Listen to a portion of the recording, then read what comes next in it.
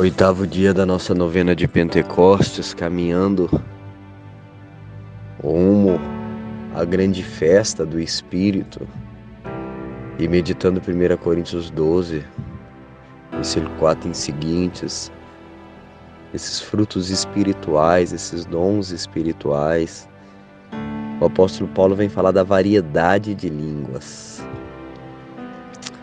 Esse dom que foi derramado sobre os apóstolos em vista também da sua missão e do pouco tempo que eles tinham de vida para que o evangelho chegasse, fosse difundido numa proporção maior. Então Deus derramou sobre eles a graça de falar na língua deles e as pessoas entenderem na língua delas. Isso é muito tremendo, isso é muito fora do nosso entendimento humano. A gente vê isso nos Atos dos Apóstolos. Então, a variedade de línguas, sem ter feito estudo, sem ter procurado ali se aprofundar naquilo, naquela língua, naquele idioma. Então, como que Deus ele é perfeito, como que Deus ele supera as expectativas do homem, quando ele quer fazer com que a sua palavra chegue, ele dá o seu jeito. Depois vai sendo tirado isso, essa abundância de dons espirituais, por causa que a igreja vai crescendo e vai surgindo homens e mulheres ali das suas nacionalidades que vão evangelizando, que vão dando continuidade ao catolicismo. E a história do Brasil, através dos jesuítas, da evangelização dos índios, diz que o apóstolo Tomé veio aqui no Brasil. Tanto que quando eles chegavam em algumas aldeias, porque a mensagem dos jesuítas era reduzida a 3 coisas, Eles falavam sobre a Santíssima Trindade, eles falavam sobre a Virgem Maria e eles ensinavam sobre os apóstolos. E quando eles iam anunciar sobre Tomé, os índios falavam: Zumé, Zumé, Zumé. Zumé passou aqui. Inclusive tem um sermão do Padre Antônio Vieira sobre o Espírito Santo que ele relata isso de Tomé. E o Padre Antônio Vieira fala que, diferente dos outros países onde os apóstolos passaram e ficaram a sua marca, as suas relíquias, porque era um povo de cabeça dura, que ia até a morte dos apóstolos. Uns se convertiam, outros não, mas havia aquele embate. No Brasil foi diferente. Então, por onde Tomé passou, a aceitação da mensagem foi muito rápida. E aí ele percorreu aqui onde tinha que percorrer e foi embora. Inclusive tem uma pedra no Rio de Janeiro, diz que ficou a marca da pegada do Tomé. Só que o Padre Antônio Vieira diz que da mesma maneira que o São Tomé ele pisa nas águas do Rio de Janeiro para ir para outro lugar, ali rapidamente, da mesma maneira que eles receberam a mensagem, eles perdem a mensagem. E aí Padre Antônio Vieira conclui dizendo que o brasileiro ele tem necessidade de alguém que fique lembrando ele, chamando ele, pastoreando, porque senão ele se perde. E quem tem o chamado do pastoreio leigo, sacerdotal, vê isso nu e cru, como que o brasileiro, como que o nosso povo precisa de incentivos, de táticas de evangelização ali, para se manter com Deus. E o triste e o duro disso é que a gente vê que o reino de Deus é um reino que é conquistado à violência. Não é um reino que a pessoa vai ter sempre ali um apoio, uma ajuda. Então tem que tomar muito cuidado, né, com essa dependência humana. E o Espírito, quando ele vem para trazer essa força, essa constância, essa firmeza na fé. Então que nesse dia Deus nos dê essa graça de não depender mais de apoios humanos. É muito simples o caminho de Deus. O caminho de Deus, para você ir até o fim, você depende de duas coisas, meu irmão. Da Eucaristia, de preferência comunhão diária, e do Santo Rosário. Se você tiver com essas duas pernas, você vai ver que a necessidade de apoio humano, de gente te lembrando do que você tem que fazer, das suas responsabilidades espirituais, elas vão cessando, porque você vai fortalecendo o teu corpo espiritual. Você tem um corpo físico, você também tem um corpo espiritual que necessita ser fortalecido. A pessoa faz academia para fortalecer os membros do seu corpo. A academia do espírito é outra, né? Outra.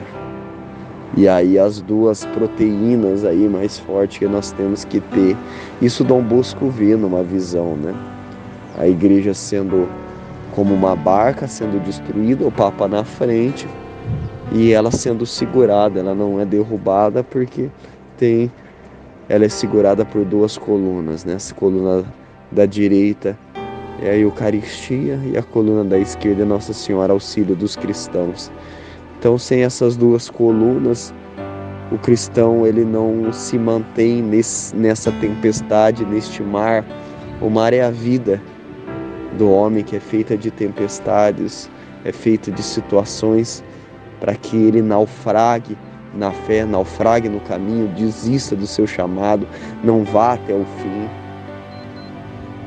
Que esse dia que o Senhor preparou para nós, e os dias são maus. Ontem eu fiz uma meditação na comunidade sobre o segredo de Fátima. Você vai vendo que nós estamos nos segredos, né? Nós estamos ali. O Papa Bento XVI, em 2010, ele fala: enganam-se aqueles que acreditam que Fátima foi algo só do passado. É do presente e do futuro. Então é iminente. Nós estamos no terceiro segredo, né? A apostasia, a perca da fé dentro da igreja é visível, e é necessário que se levante colunas.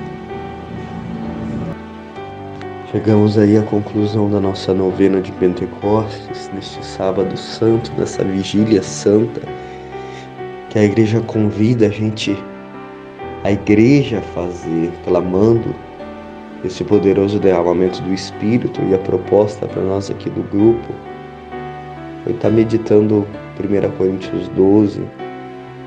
O apóstolo Paulo conclui falando da interpretação das línguas, que aí seria, no caso, a profecia, né?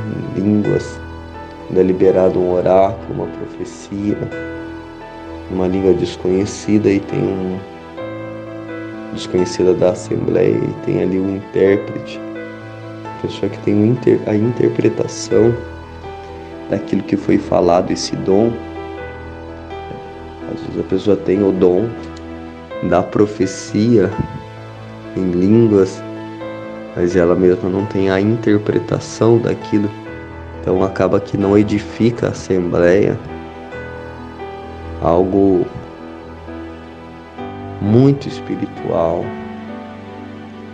Uma Assembleia que vive, uma comunidade que vive os dons sobrenaturais, onde não falta dom algum ali para edificação. Os carismas, eles fluem de uma maneira ordenada.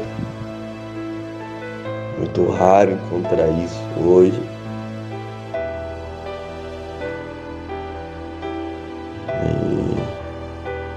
E não que isso é questão de salvação, né? Se eu não tiver esses dons, eu não vou me salvar. Não, isso é uma graça, né? Por isso que no início dessas meditações eu falava que esses dons ele é como um fruto, né? Então ele é como uma recompensa de um trabalho, né? Um deleite ali, de um trabalho de purificação, de busca pelas virtudes, de purgação, de crescimento, e aí onde Deus vai dando ali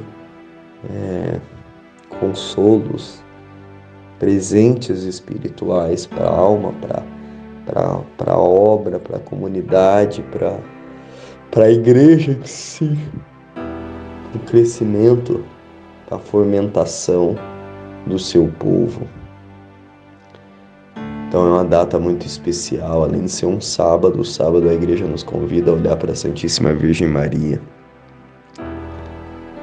Nossa Senhora, que é a filha predileta de Deus Pai, a mãe admirável do Filho e a esposa do Espírito Santo.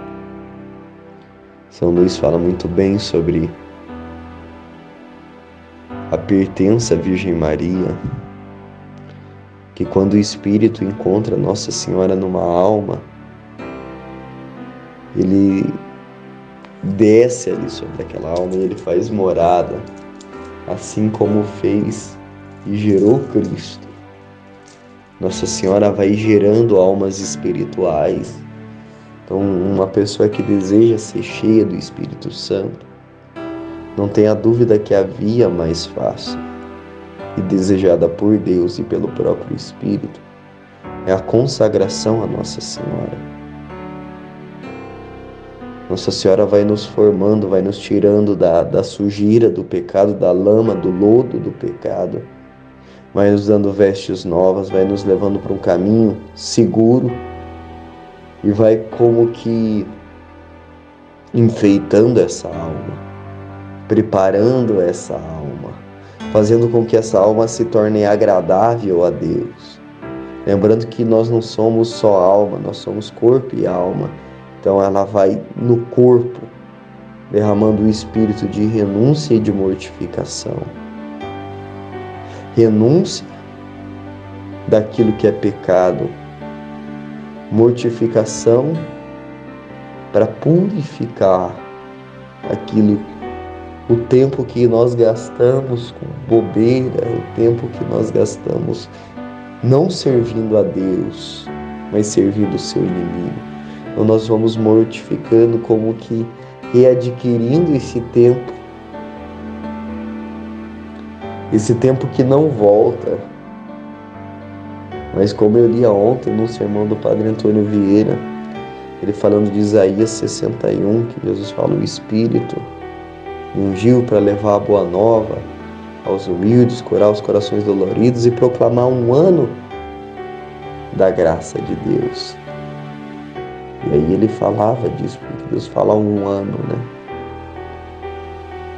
E aí ele dizia porque não tem como você voltar atrás daquilo que já aconteceu e nem recuperar esse tempo. Mas esse um ano da graça de Deus é o homem que vem para Deus e Deus dá a este homem a graça de espiritualmente recuperar aqueles anos perdidos. Então esse um ano da graça que Deus veio dar ao homem, e quando ele entra numa vida, ele tende a isso, o homem que muda a sua visão, aquilo que era para ele como algo averso, chato, que era a oração, missa, terço, leitura da Bíblia, é um negócio, quando você não tem o Espírito, quando você não tem uma experiência com Deus, é um negócio, você não tem força para buscar, né? Às vezes a pessoa quer ler a Bíblia, eu li ali, tinha um livrinho ali do Novo Testamento, dos Salmos, aquela coisa, li ali, mas não tinha penetração espiritual. Deus até falava, mas aquele negócio raso. Depois a tua visão ela vai se abrindo para as coisas sagradas.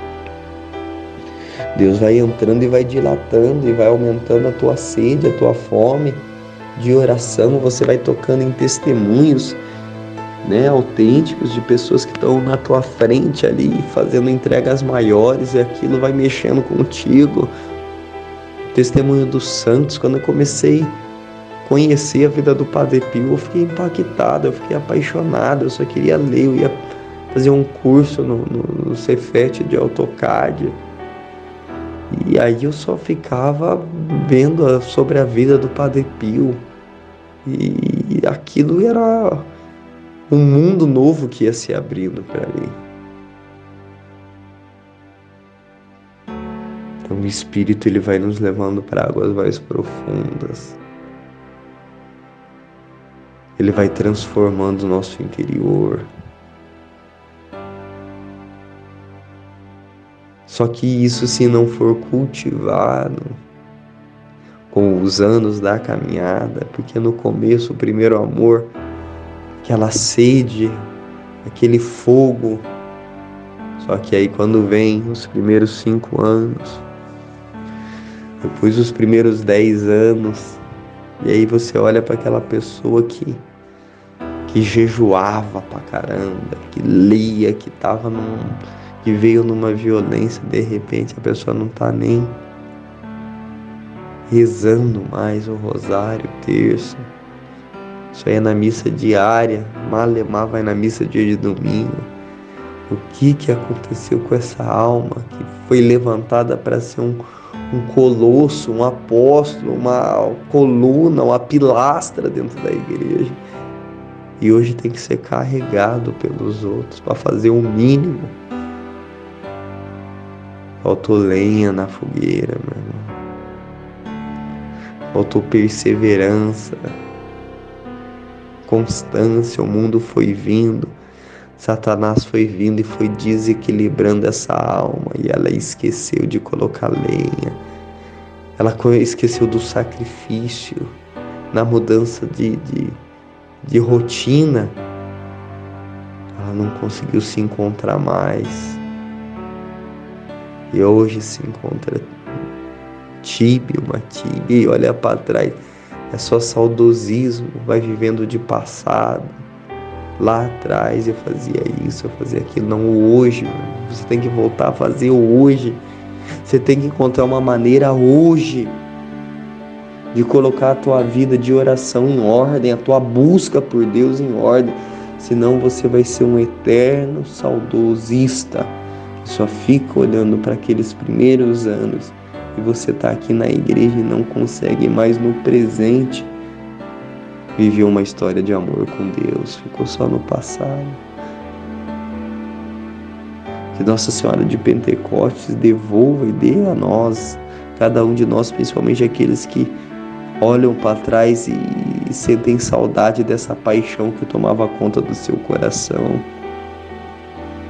E peça a Deus essa graça da paixão.